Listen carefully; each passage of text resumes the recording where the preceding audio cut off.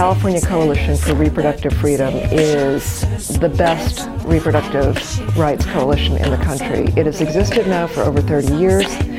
It is now 50 organizations from all kind of walks of life, advocacy, medical groups, community-based groups. The reproductive rights movement is evolving in many ways. Our activists are getting older and we're also getting younger, and the No on 4 campaign gave us the opportunity as young leaders to step up and take responsibility for some very important parts of this campaign, namely our online presence as well as our grassroots activism. And a lot of young people stepped up and really made a difference in this campaign. New people who joined the campaign who just brought such energy and creativity, and honestly, every day, checking my email to celebrate someone's triumph in getting a good column or doing an excellent radio show, or, it just kept us all going. And I do think that the most important thing that any state can do is to have a vibrant coalition, because it makes all the difference.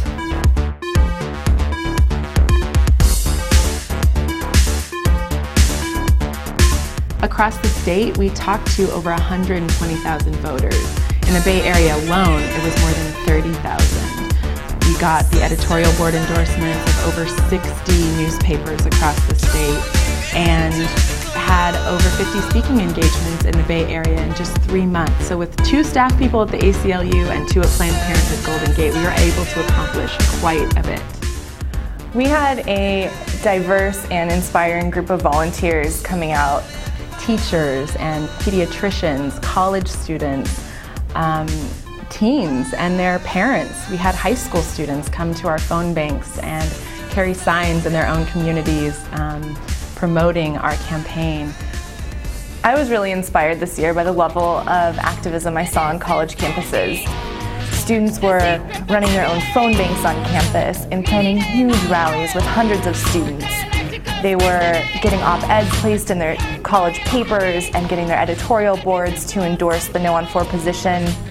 Prop 4 sounded good to a lot of parents, and we actually had to have those personal conversations to let them know how dangerous it was for our teens. The campaign to pass Prop 4 had gotten desperate and deceptive, and they argued that they were the people who were supporting teen safety. There was a lot going on this election. It was exciting.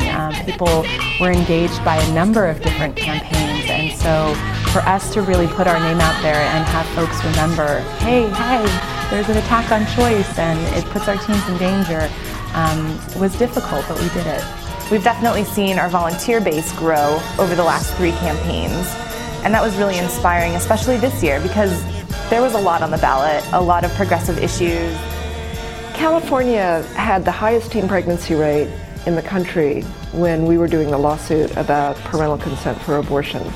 It has now had among the steepest declines in teen pregnancy, and that's because we know what works. What works is better sex education, expanded family planning coverage, and really caring families.